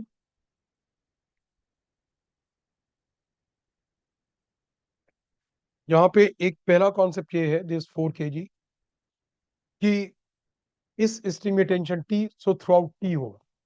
अगर यहाँ पे टी और टी, तो यहाँ पे क्या होगा 2t होगा, दिस टी टी टी, और यहाँ पे क्या होगा 2t। अब एक चीज और देखोगे, और जेई मेन में कोई इससे और ज्यादा टफ क्वेश्चंस नहीं होते कि आपको मल्टीपल स्ट्रिंग्स मल्टीपल ब्लॉक्स, ऐसा नहीं होता। एक बार एक ऐसा क्वेश्चन आया था, बट यूजुअली क्या होगा नहीं होता। तो यहाँ देखो, जनरली क्या होगा, 2 ब्लॉक्स या एक सस्पेंडेड पुली। यहाँ देखो, अब अगर ये पुली एक्स डिस्टेंस नीचे जाएगी, ये पुली एक्स नीचे गई, तो ये ब्लॉक तो एक्स नीचे जाएगा, ये एक्स नीचे जाएगा, राइट। और जब ये एक्स नीचे जाएगी पुली, तो एक्स स्ट्रिंग की लेंथ यहाँ इंक्रीज हो गई, एक्स यहाँ इंक्रीज हो गई, दैट मीन्स कि ये ब्लॉक 2x आगे जाएगा, दैट मीन्स कि ये ब्लॉक 2x लेंथ ऊपर जाएगा। यानी इसका एक्सटेंशन अगर a होगा, तो इसका 2a होगा। तो इसका equation 4g, 4g minus 2t is equal to 4 into what, 8, right, 4 into what, a। Just clear ना, 4g माइनस 2t। हाँ, ये कॉन्सेप्ट इंपॉर्टेंट था। यहाँ t, यहाँ t, यहाँ 2t, हाउ, इस तरीके से होगा ये, यहाँ पे 2t, कि अगर आप जब इस पुली का एबीडी बनाओगे, तो टी ऊपर, राइट। और ये पुली मासलेस है, क्योंकि पुली मासलेस है, तो मासलेस बॉडी अगर एक्सेलरेट भी करती है, तो भी इसके ऊपर लगने वाला नेट फोर्स 0 होता है। तो टी और नीचे की ओर क्या होगा 2t, क्योंकि ऊपर का फोर्स नीचे equal, pulley is massless, massless body अगर एक्सेलरेट भी करती है, तो भी इसके ऊपर लगने वाला नेट फोर्स क्या होगा 0। अब इस ब्लॉक के लिए इस ओर टी और इस ओर 2g साइन थीटा, तो T minus 2g sine theta is equal what, mass m into A कितना हुआ 2a। आप इससे a की वैल्यू निकालोगे, टी और a दो अननोन्स है, तो और a इसका एक्सप्रेशन पूछा जाए तो a, और इसका पूछा जाए तो कितना रहेगा 2a। हाँ, इस पे ऐसे क्वेश्चंस में बच्चों एक चीज का ध्यान रखोगे कि यहाँ पे 4 kg होता और यहाँ पे 3 kg होता, तो बच्चे कई बार कंफ्यूज किस में हो जाते हैं, ये सिस्टम एक्सेलरेट किस ओर होगा, ये सिस्टम किस ओर एक्सेलरेट होगा, राइट। तो आप ध्यान से देखोगे कि इस ओर का फोर्स 4g, और इस ओर का फोर्स जो भी m है mg साइन थीटा, ये इस ओर के फोर्सेस हो गए, इसका t और इसका 2t, राइट। तो याला फोर्स इसका 2 टाइम्स है, याला फोर्स कितना इसका 2 टाइम्स। अब मैंने बोला अगर ये 3g होता, और यहाँ पे क्या होता, यहाँ पे होता 4 kg, तो 4g इस ओर होता, और इस ओर कितना था 3g। आप देखो कि यहाँ पे 2t था, तो अगर ये वाला फोर्स इस ओर का 2 टाइम्स होता, इसका जितना फोर्स इस ओर का है उसका 2 टाइम्स होता, इज दैट क्लियर, तब ये सिस्टम इक्विलिब्रियम में होता। मेरी बात समझ गए, ये टी ये 2t। अब इस ओर का फोर्स और इस ओर के फोर्स को कंपेयर करोगे, अगर ये वाला फोर्स इस ओर का इससे 2 टाइम्स होता, तो सिस्टम इक्विलिब्रियम में होगा। और अगर ये फोर्स इस ओर का इसके इस ओर के फोर्स से 2 टाइम्स से कम है, तो ये ब्लॉक ऊपर जाएगा, और अगर 2 टाइम्स से ज्यादा है, तो ये ब्लॉक नीचे जाएगा। उससे फिर आप मोशन का डायरेक्शन डिसाइड करते हो कि मोशन किस ओर होगा।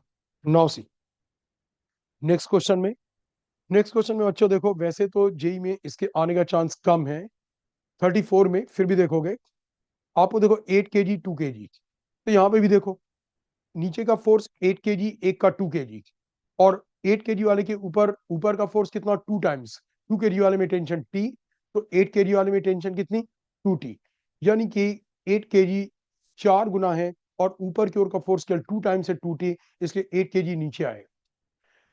अब यहाँ पे भी क्या हुआ, अगर 8 kg वाला ब्लॉक x नीचे आएगा, तो पुली के दोनों ओर स्ट्रिंग की लेंथ x और x इंक्रीज होगी 2 kg को 2x ऊपर जाना पड़ेगा। तो 2 kg का एक्सेलेरेशन अगर 2a होगा, 4 kg का a होगा। इक्वेशन बना 8g minus 2t is equal to 8 into a, और 2 kg का इक्वेशन बना t minus 2g is equal to 2 into 2a। आपने इससे a की वैल्यू निकाल ली। 8 kg का एक्सेलेरेशन कितना है? 8 kg का है a, तो आपको 20 सेंटीमीटर आने में कितना टाइम लगेगा? बोला गया है कि calculate the time taken by the box of mass 8 kg to strike the ground. आपने उसका a निकाल लिया। 20 सेंटीमीटर नीचे जाना है, दिस क्लियर ना? 20 सेंटीमीटर नीचे जाना, तो s equal U T plus half square a आ गया। s पता है, उससे क्या होगा? t आ जाएगा। अब सिमिलरली क्वेश्चन नंबर 35 देखो। 35 में M1 M2 की वैल्यू दे रखी और रोप का मास 8 kg दे रखा है। आप इसे ऊपर की ओर 484 से पुल कर रहे हो, तो बोला गया मिड पॉइंट पे टेंशन।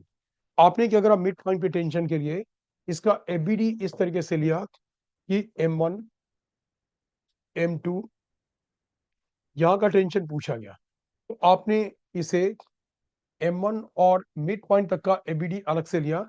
यहाँ का टेंशन टी इस पे नीचे की ओर, अभी ये बताया था।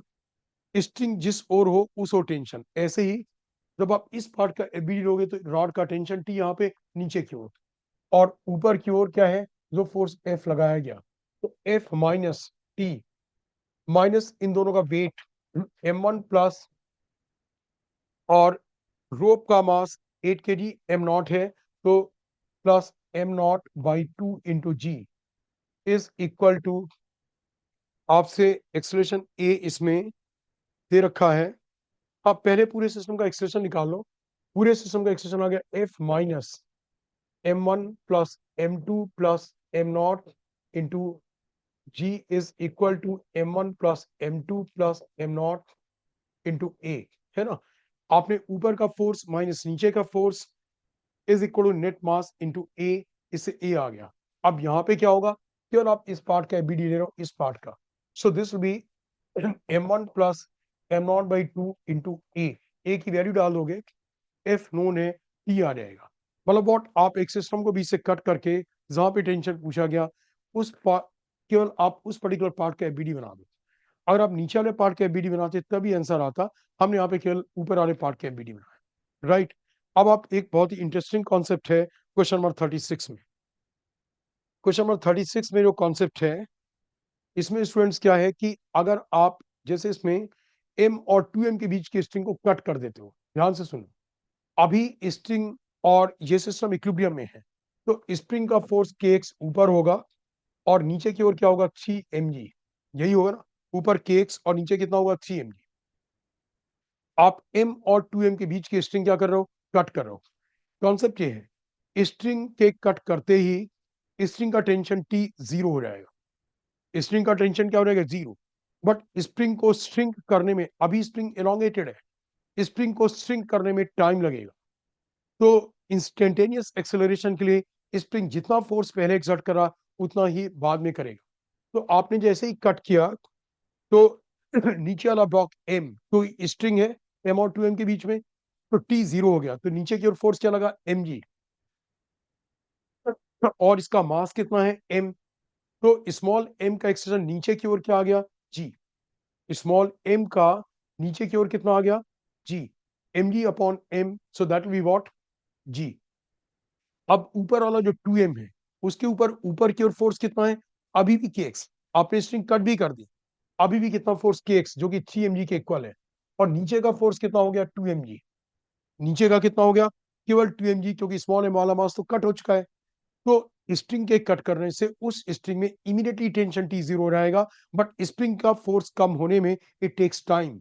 और जब आपसे इंस्टेंटेनियस पूछा गया, so this we called what? 2m into A.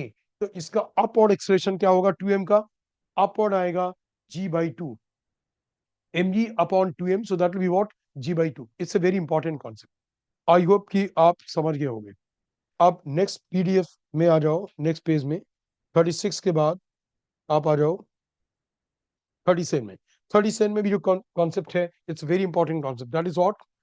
Concept ये है कि आपको कभी भी अगर एक एम मास का ब्लॉक इस तरीके से कनेक्टेड है और ये यहाँ पे है, दिस एंगल इज थीटा, आप बोल रहे हैं कि इस स्ट्रिंग को आप 20 स्पीड से पुल कर रहे हो, ध्यान से देखोगे, आप इसे 20 स्पीड से पुल कर रहे हो, तो अगर स्ट्रिंग की वेलोसिटी v है और ब्लॉक स्ट्रिंग की ओर नहीं जा रहा, अगर ब्लॉक स्ट्रिंग की ओर ही जाता, यूजुअली ऐसे ही होता है, आपने जितने भी क्वेश्चंस किए, जिस ओर स्ट्रिंग है या तो ब्लॉक उसी ओर जा रहा है या उसके ऑपोजिट, स्ट्रिंग पुली सिस्टम में और एल्सवेयर।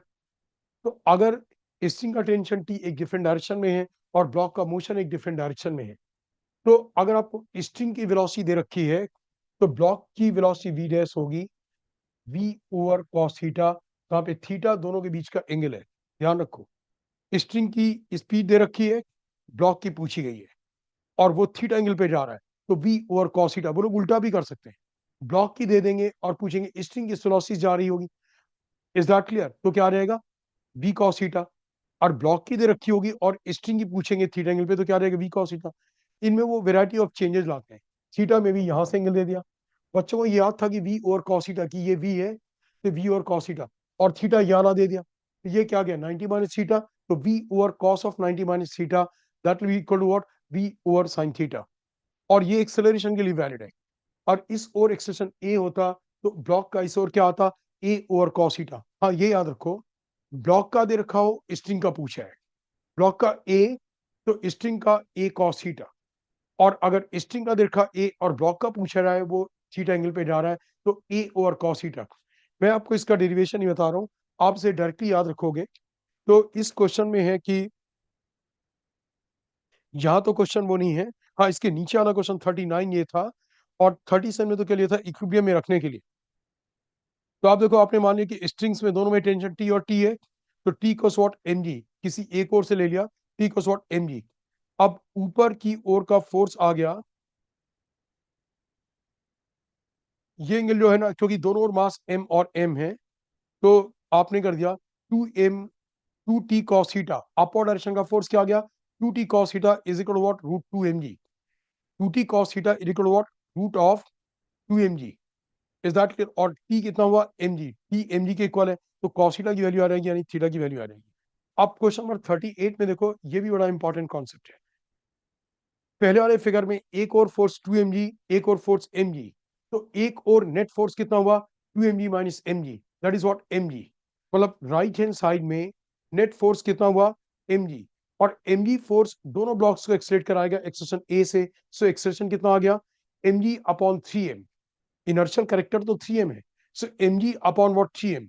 अब दूसरे वाले फिगर में राइट हैंड साइड का नेट फोर्स आ गया अभी भी mg, अभी भी कितना आया फोर्स mg, एक और 2mg, एक और mg mg, लेकिन अब इनर्शियल कैरेक्टर केवल कितना m। अब दूसरे वाले फिगर में ब्लॉक का एक्सप्रेशन कितना आएगा, mg upon m, that is what, mg upon m, g upwards, जिसमें आएगा g अपवर्ड्स, और पहले वाले में क्या आता, mg upon 3m, mg upon 3m small m का अपवर्ड्स और 2m का डाउनवर्ड्स आता। आई होप कि आप ये कॉन्सेप्ट समझ गए। दूसरे वाले फिगर में इनर्शियल कैरेक्टर कम है जबकि नेट फोर्स सेम है, राइट।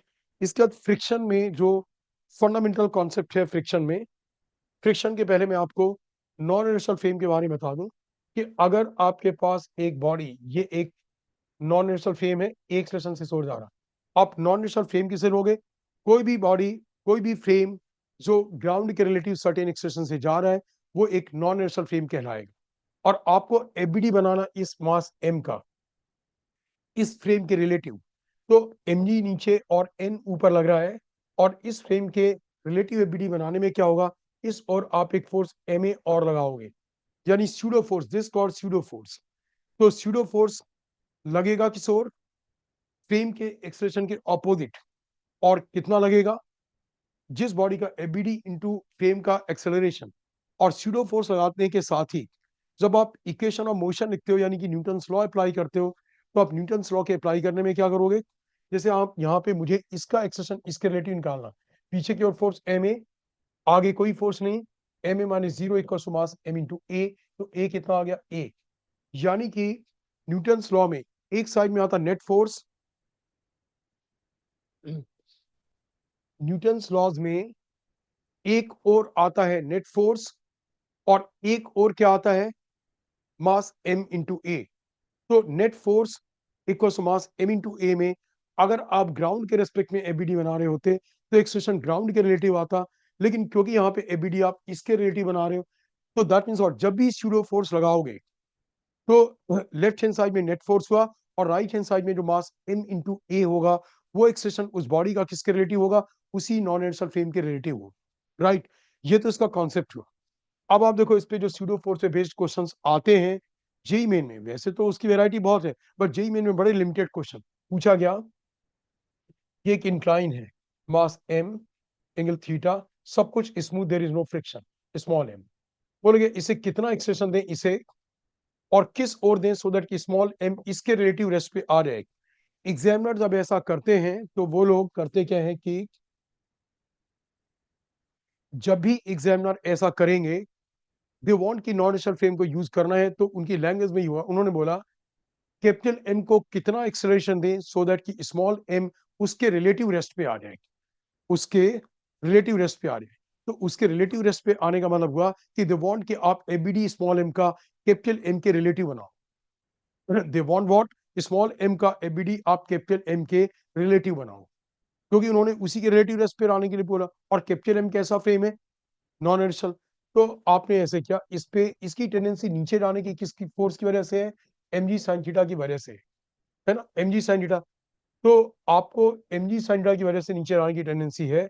अगर मैं ए एक्सप्रेशन इसे इस ओर देता हूं, ए इसे कैपिटल M को, तो इसके ऊपर स्यूडो फोर्स ma इस ओर रहेगा और ma का एक कंपोनेंट ऊपर आ जाएगा ma cos theta.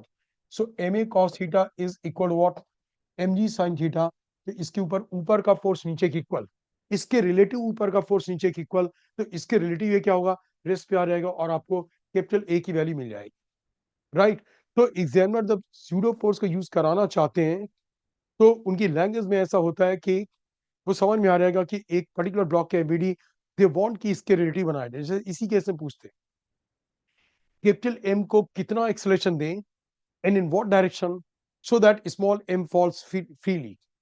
Capital M को कितना एक्सप्रेशन दें और किस ओर दें सो दैट कि small M falls freely. Freely fall का मतलब एन जीरो। अब अगर आप देखो मैं इसे एक एक्सप्रेशन इस ओर देता तो इसके ऊपर स्यूडो फोर्स इस ओर लगता। अब मैंने इसे एक्सप्रेशन ए इस ओर दिया तो इसके रिलेटिव पे स्यूडो फोर्स एम ए इस ओर लगा। एम ए का इस ओर का component m a cos theta इस ओर आ गया, एम ए साइन थीटा। और एम जी का इस ओर का कंपोनेंट एम जी कॉस थीटा। सो अगर आपका m ji cos theta m a cos m a sine theta के इक्वल होगा तो एन क्या होगा, जीरो। क्योंकि जब इस फोर्स ने एम ए साइन थीटा को बैलेंस कर लिया तो एन की रिक्वायरमेंट ही नहीं है। इससे ए की वैल्यू क्या आ गई, ए की वैल्यू आ गई g cot theta. Is that clear? So बहुत ज्यादा इसमें नहीं पूछते वो लोग।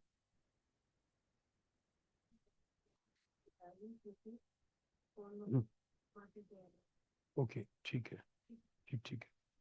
सो यू से कि होगा क्या यहाँ पे कि आपको बस केवल सीडो फोर्स किस ओर लगाना है। हाँ, थोड़ा सा टारगेट देखना पड़ेगा कि मेरा ये टास्क है, मुझे इसे फ्री फॉल कराना है, यानी इसके बीच का रिएक्शन एन जीरो हो जाएगा।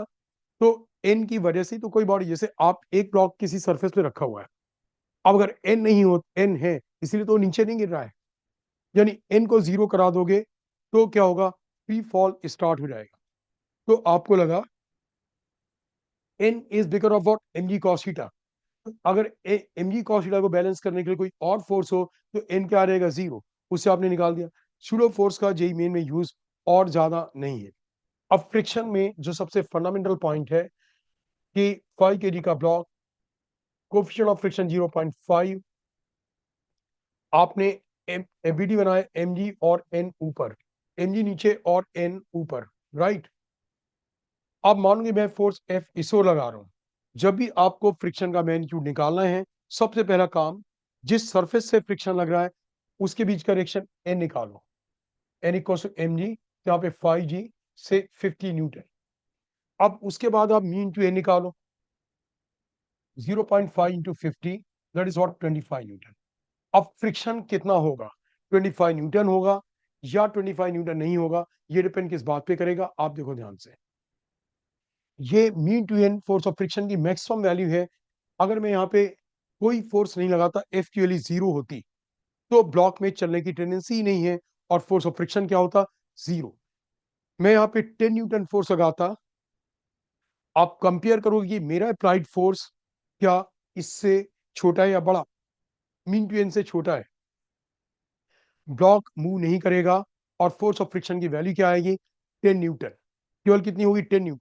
सो force of friction is not always mean to N, right. आपने मीन टू एन कैलकुलेट किया, जो फोर्स मोशन की टेंडेंसी कॉज कर रहा है, अगर वो फोर्स मीन टू एन से बड़ा है तो मोशन होगा और force of friction mean into N ही लगेगा। बट अगर वो फोर्स ऑफ मोशन की टेंडेंसी कॉज कर रहा है, मीन टू एन से छोटा है, तो ब्लॉक चलेगा नहीं और आपने जितना फोर्स अप्लाई किया है उतना ही फोर्स ऑफ फ्रिक्शन होगा।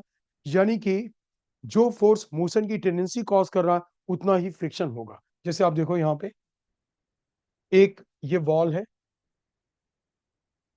20 kg, coefficient of friction me equals 0.4। हमने यहाँ पे फोर्स अप्लाई किया से 1000 न्यूटन,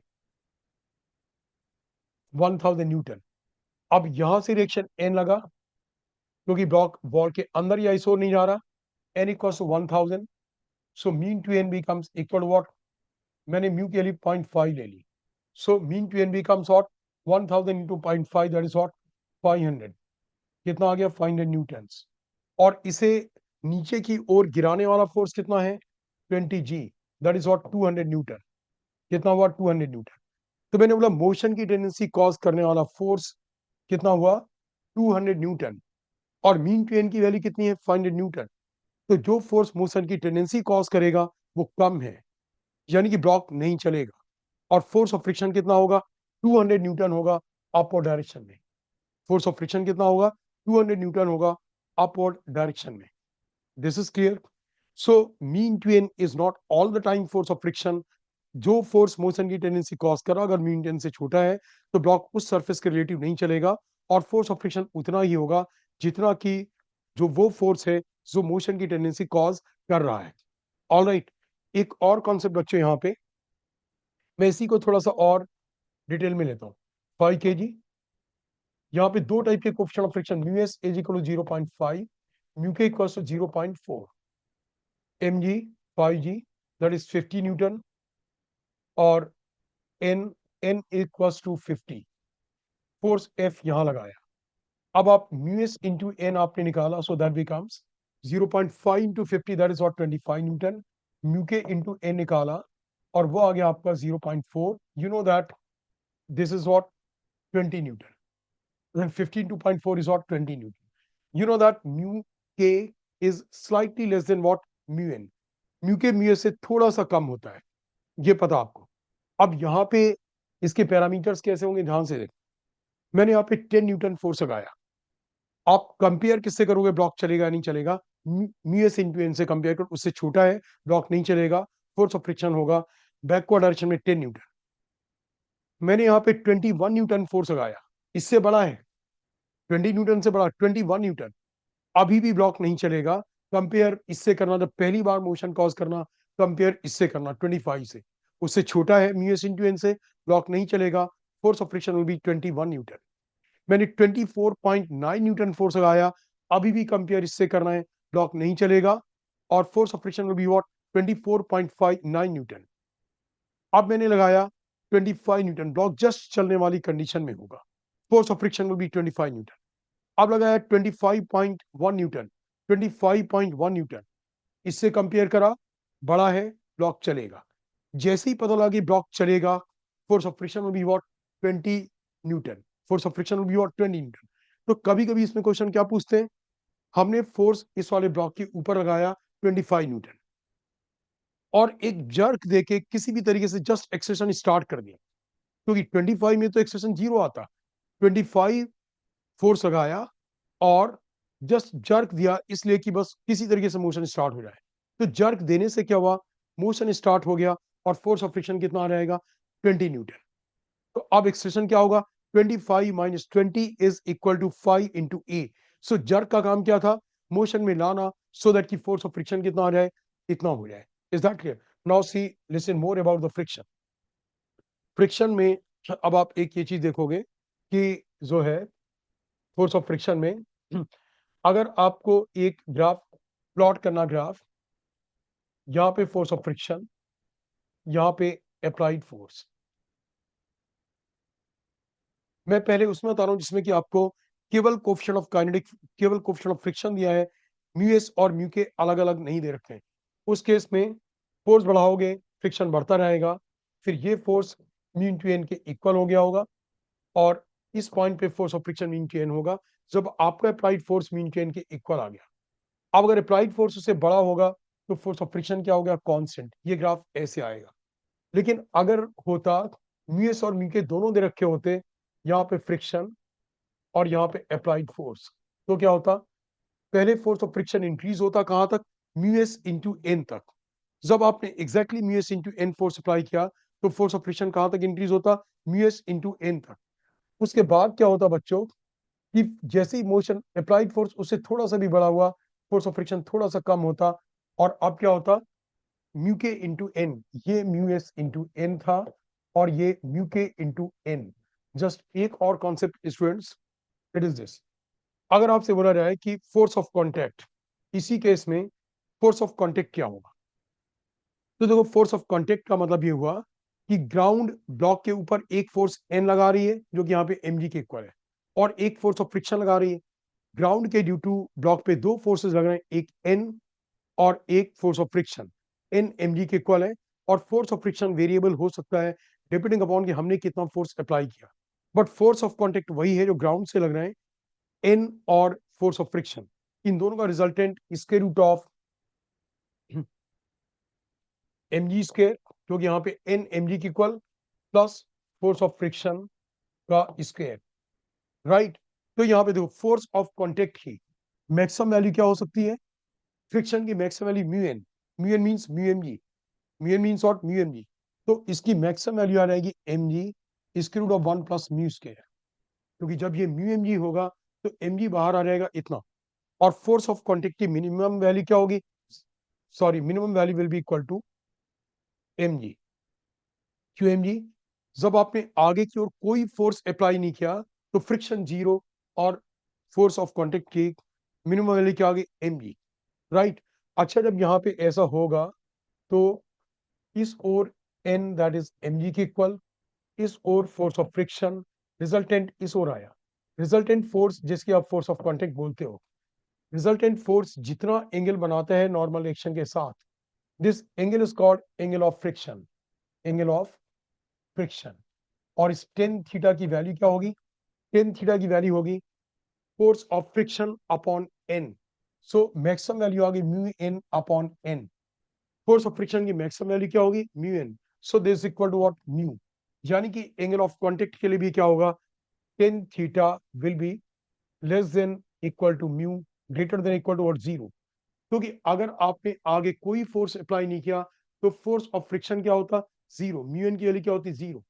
तो फोर्स ऑफ कांटेक्ट की मिनिमम वैल्यू जीरो और मैक्सिमम वैल्यू क्या होगी, tan theta will be equal to mu. ये जो फोर्स ऑफ कांटेक्ट है ये बिल्कुल इस चीज से भी रिलेटेड है, angle of repose. Angle of repose is what, अगर एक इंक्लाइन का एंगल थीटा है, एम मास का ब्लॉक इसके ऊपर है, तो थीटा की value coefficient of friction mu है, थीटा की वैल्यू क्या होनी चाहिए, मिनिमम वैल्यू जिसके लिए स्लाइड करने लग जाए, that is called angle of repose. उसमें भी क्या होगा, नीचे का force M G sine theta, ऊपर की ओर mu M G cos theta, क्योंकि एन यहाँ पे एम जी कॉस थीटा के इक्वल होगा। Is that clear. सो अगर M G sine theta is equal to mu M G cos theta, so tan theta की वैल्यू क्या आ गई, म्यू आ गई। So this angle is called what, angle of repose. That means की जो maximum value होती है एंगल ऑफ फ्रिक्शन की, एंगल ऑफ फ्रिक्शन की tan theta is equal to mu, वही एंगल ऑफ रिपोज होता है कि इंक्लाइन का वो एंगल जिसके लिए ब्लॉक जस्ट स्लाइड करना स्टार्ट करेगा। अगर एंगल ऑफ रिपोज से कम एंगल है इंक्लाइन का तो ब्लॉक नीचे की ओर नहीं जाएगा, और फोर्स ऑफ फ्रिक्शन कितना होगा, एम जी साइन थीटा, एम जी साइन थीटा, क्योंकि ब्लॉक चल नहीं रहा है, नीचे की ओर फोर्स कितना, एम जी साइन थीटा, इसका मतलब फोर्स ऑफ फ्रिक्शन कितना होगा, एम जी साइन थीटा होगा। ऑलराइट स्टूडेंट्स, तो ये सेशन आज का मैं यहीं और कर रहा हूँ, कल फिर मिलेंगे इसी टाइम पे और आगे प्रोसीड करेंगे। ऑलराइट, तो बच्चों मैं सेशन एंड कर रहा हूँ।